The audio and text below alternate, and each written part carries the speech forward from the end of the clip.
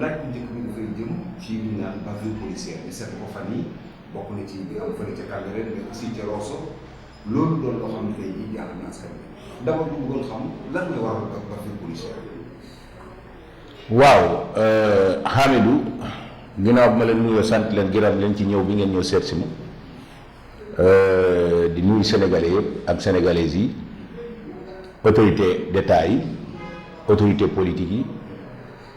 ak autorité religieux yi di ci jiital ci nuyoo bi sëñ Mountakha Mbacké yàlla na fi yàgg te wér di wax ne ci question bu am important ngay wax noonu man mi nga xam ne damay jàng di gëstu ci wàllu sécurité publique ak li ci nekk ndax ku wax sécurité publique wax sécurité de biens et de personnes physiques bavure policière li koy indi la plupart moo di manque de formation.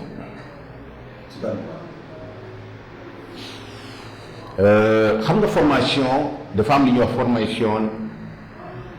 de base initiale c'est-à-dire mooy formation bu gën a tuuti mu am formation boo xam ne technique la base technique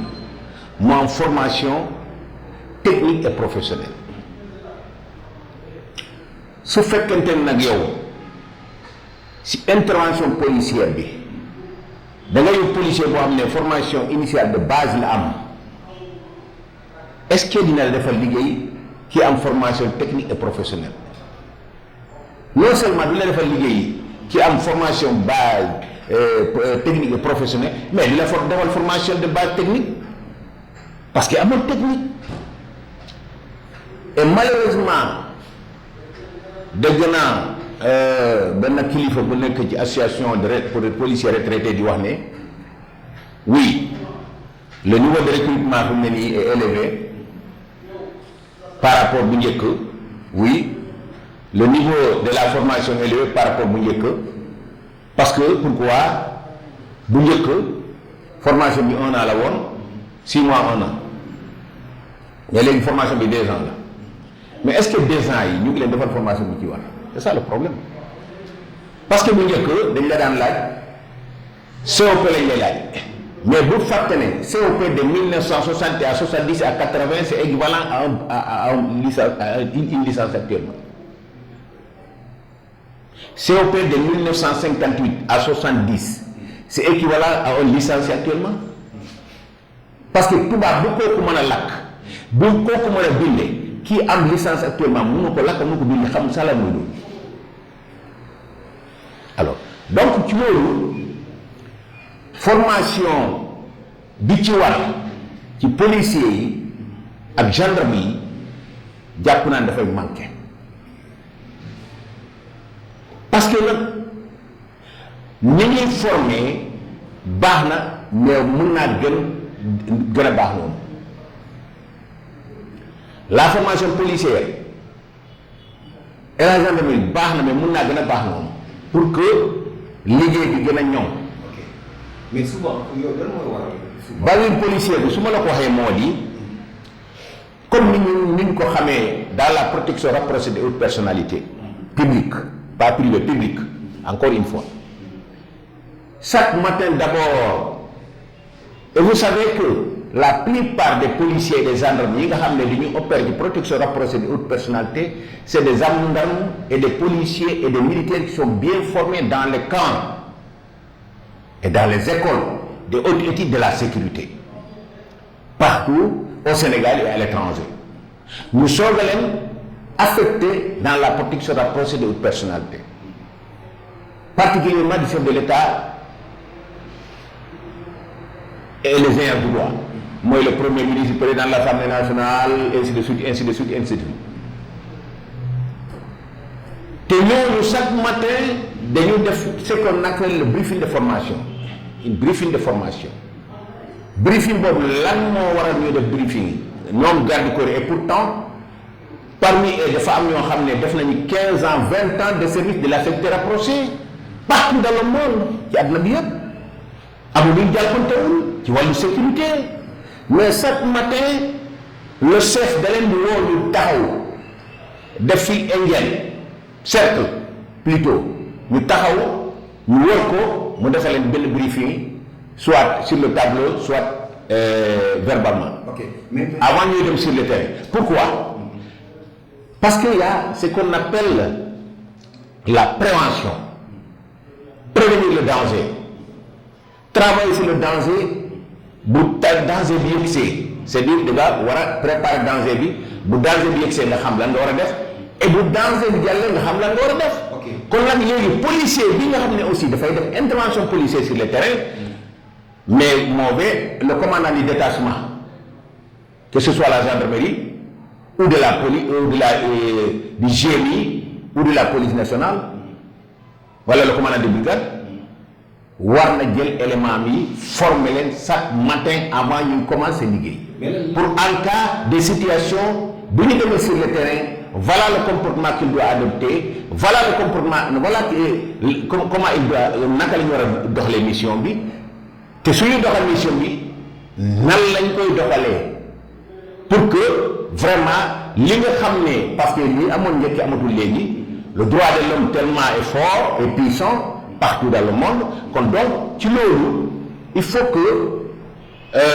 policier bi xam ne premièrement lui moom citoyen sénégalais la face à un citoyen sénégalais lan mooy différence parce que le policier ou le gendarme ou le militaire est dafa engagé devant la nation et le peuple sénégalais et l'État du Sénégal que moom pare na pour défendre sécuriser mbokkam wala nit koo xam ne ku ko jege mais ku ko Sénégal yi mel ni moom daal. ok mais donc ci loolu nag dafa am rôle bu mu war a jouer. ok mais dafa war a xam souvent est-ce que policier am na droit dóor civil ci ay wala am na droit dóor wala gendarme. oui policier am na droit dóor gendarme am na droit dóor mais dóor bi dafa dañ ko dafa am nu ñu ko classé. dafa am moment bu policier war a dóor moment bu gendarme war a dóor wala moment bu militaire war a dóor militaire sax dafa war a dóor mais dafa am moment parce que mission sécuritaire boo koy doxal am na mission bu ne noo koy doxalee mission bi boo présenté noo koy doxalee te kon policier bi nga xam ne dafa dem di intervenir moom dañ ko war a armé dañ ko war a yebal yëpp xaw ma yëpp lañ ko wax dañ ko war a yëpp balaa muy dem sur le terrain moo xam ne n'importe quelle situation ba mun a taxaw moom lii la war a taxawee lii la war a defee et néanmoins nag moom itam mission bi pour mooy mission bi mën a antu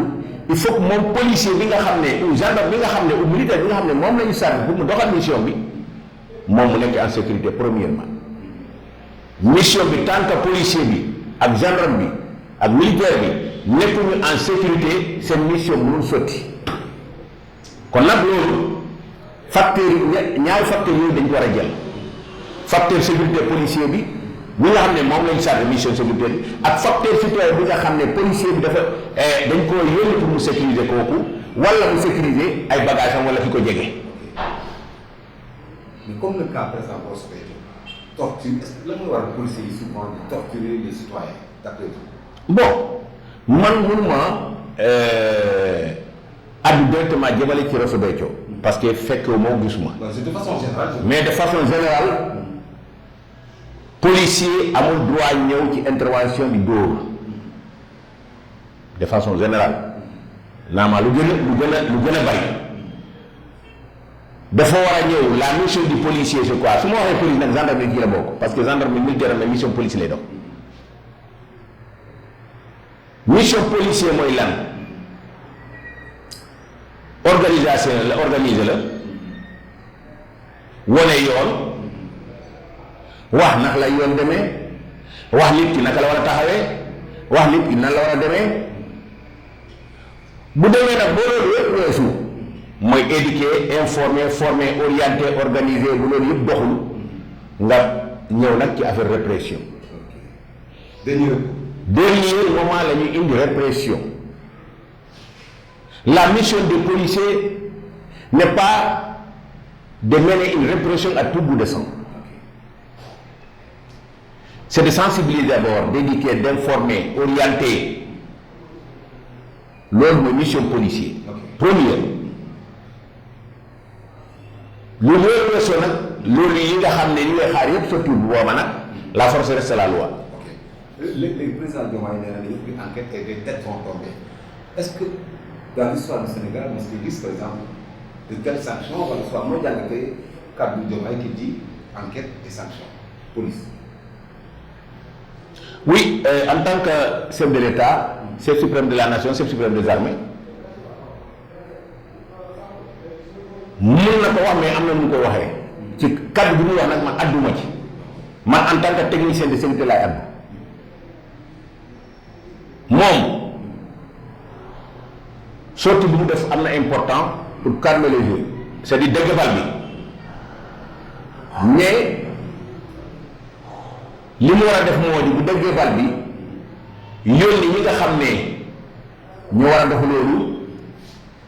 mooy l'autorité policière ak judiciaire bi ministère public ñu saytu mbir mi bu xamee bu demee nag ba ñu saytu mbir mi am ne sanction war na am bu boobaa ñoom ñooy doxal sanction bi mais moom c'est le chef suprême des forces armées am na loo xam ne waru ko prononcer te jotagul mun na appeler mun na wax population bi ak pour ñu calmer ñu dal ndax li ci war yëpp danañ ko def waaye nag warul dépasser foofu mën menace bi am na. Je parle en tant que technicien. L'armée sénégalaise généralement nelawuñu mais depuis au début général Maïssa Sélé Ndiaye l'ancien aide de camp du chef de l'État président Macky Sall defoon na woote woon na pour nit ñi bàyyi ci xel am ñu koy soofantal c'est parce que xamuñu degré bu ko ku nekkoon ak position bi mu nekkoon li mu mënoon xam man mun ma koo xam te ñii doon wax yëpp mënuñu ko xam général bi mujjee waxoon na mais ñëpp xam nañu léegi dëgg la Sénégal ñun dañu nekk réew boo xam ne réew yi ñu wër yëpp dañu am ay problème ba ci Gambie bi am nañu ay problème Guinée Bissau am nañu ay problème Guinée Conakry am na ay problème Mali am na ay problème Mauritanie am na ay problème kon léegi ñun lan mooy suñu comportement mooy bu ñu war a njëkk adopté mooy am yar am teggi am respect de l'autre kenn ku ne respecté sa morom loolu mooy premier ordre de sécurité. Parce que la sécurité, c'est le comportement d'abord. C'est un comportement de l'individu, d'une personne. Donc, Sénégalais, dañu war a am comportement bu rafet boo xam ne bu mucc ayib bu loolu weesoo Sénégalais yi dañu war a ñun Sénégalais dañu war a vigilant ñun Sénégalais waruñu naagu. ndax le terrorisme ñu bari ñu ngi koy bind te xamuñu facteur terrorisme lan moo définir le facteur du terrorisme ñu bari ñu ngi koy bind di ko wax te mënuñu ko définir si biir Sénégal am na ay terroriste mais am ñu fi ñu njëkkee seen nag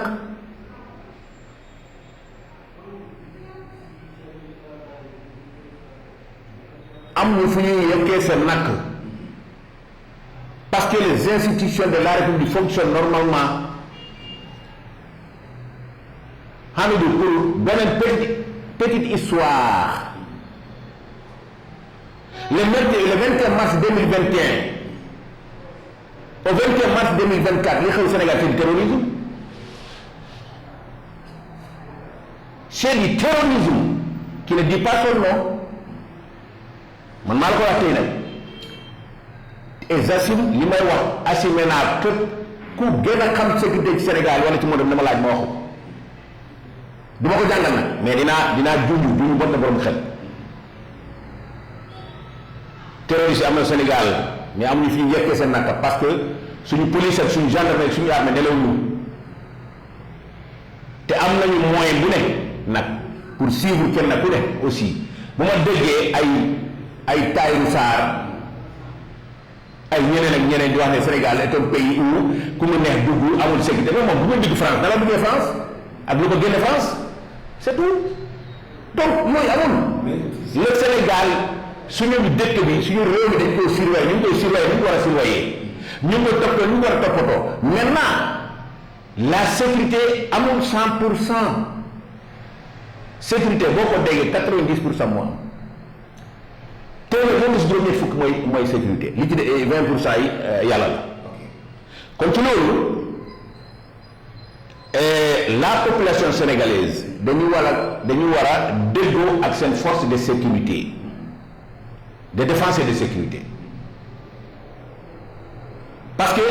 le rempart de la sécurité du Sénégal aujourd'hui c'est l'armée nationale. ok mais da nga wax kon menace terroriste amul Sénégal. non menace terroriste amul à l'intérieur du Sénégal. mais frontières yi Mali par exemple. non il y a des menaces dans nos frontières il y a des menaces dans nos am na menace suñu frontières yi mais à des degrés minimes xam nga ban problème la ñu am sénégalais généralement actuellement li fi nekk kenn mënu ko wax y a trop d'indiscipline nit ñi dañu réew xamadi amuñu tolérance amuñu compréhension amul mag amul xale kenn na ku ne da ngay daw fu la neex gaare fu la neex saaga fu la neex wax lu la neex loolu moo war a denc réew un pays pour mu nekk en sécurité loolu mu ngi ci continuer il faut que nit ñi mu téye seen làmmiñ xam li ñu war a wax xam li ñu war a wax le Sénégal n'est pas menacé sécuritairement à l'externe à l'interne oui il y a des menaces à l'interne parce que les Sénégalais généralement dafa bari rewande xamadi comportement baaxul te actuellement ay Sénégalais ñooy xëy di ay Sénégalais te loolu amul fi woon ñun li ñu xamoon bi ñuy judd li ñu xamoon ay étrangers ñu ñëw fi dugg fi ay Sénégalais mais léegi ay Sénégalais ñuy rey ay Sénégalais pourquoi aussi moo wax la ko les prisons sénégalaises est en train de construire de grands délinquants sans âme ñoo xam ne amatuñu xol. prison sénégalais ñu ngi yar ay délinquants yoo xam ne bu ñu amatuñu xol bu ñu génnee du police du l'armée du militaire ku taxaw seen kanam mën la rey en connaissance de cause laa koy waxee nag. en connaissance de cause am naa preuve yëpp nag li may wax nii parce que aujourd'hui suñu force de sécurité ñu ngi jàpp ay xale avec des délits mineurs chargé leen sous l'influence du ministère public tëj leen 3 ans 4 ans 5 ans sans jugement gos yi révolte nañ c'est des terroristes qui ne dit pas son nom ma wax la ko tey moo tax ma ne Sénégal dafa am terroriste mais dañu amul fi ñu yekkee sa nakk xam naa lu bari ci wàllu sécurité mais du am na yoo xam ne gën ko wax parce que am na fi ay officiers généraux yi ñu ngi fii xam nañu officiers supérieurs xam nañu am na ay officiers yoo xam ne xamuñu mais duma leen jàngal mais les prisons sénégalaises est en train de construire de grands délinquants ñu ngi yar ay délinquants di garaaw booy bu ñu génnee tey soxla du ñu nekk ci mbeddam parce que dañu wax ne ñooñu société bi soxlatu leen mënatuñu nekk ci biir société bi nañu rey nit def lu leen neex dellu ci biir kaso bi tedde point. la mooy solution bi kon par rapport. voilà. solution bi c'est quoi. la solution c'est quand même ñu mun am waxtaan diggante la justice et les forces de sécurité et la population les chefs religieux coutumiers dirigeants universitaires avocats magistrats diplomates ñu am benn waxtaan bi ñu waxtaan ci Sénégal bi ci benn point naka la ñuy yaree xale yi naka la ñuy téye xale yi naka la ñuy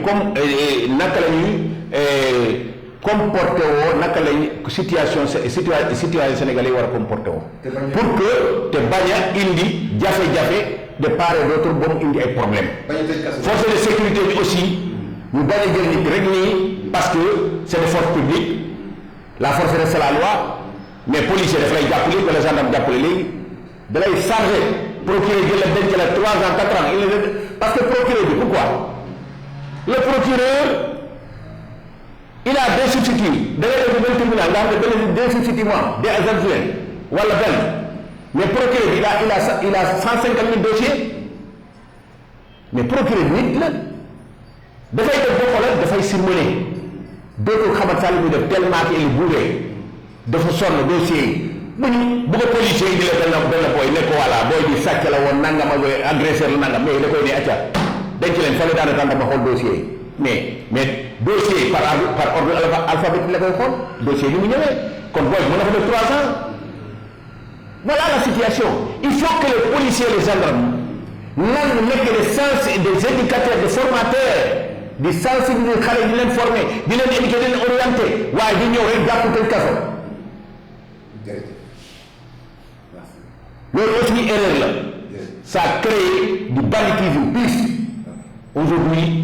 40% des jeunes bu ñu génne mën nañu rey di sénégalais te du ñu étranger c'est des sénégalais pur et dur lu ko waral lan la révolte parce que dañu leen def lu doy waar loo xam ne dañu gis ne ñoom bokkatuñ ci société bi te loolu warul am ñun ay sénégalais lañu kon ñun dañu war a waxtaan suñu buur xool li ñuy doxalee mooy force de sécurité bi parce que man nag nekk naa koo xam ne dama mës a am doole nekk professeur formateur des arts martiaux nekk un professionnel de sécurité yore ay armes mais man mosuma xëy rek door nit damay ñëw même bu international ne damay ñëw wax nit ñi d'abord jëmma ko sensibiliser jëmma ko wan ne lii moo war a am bu nanguwul nag après ma utilise la force pour dégager la personne mais doo ñëw rek mais suñu policier ak gendarme yi nag loolu la ñuy doxal suñu toll nii merci beaucoup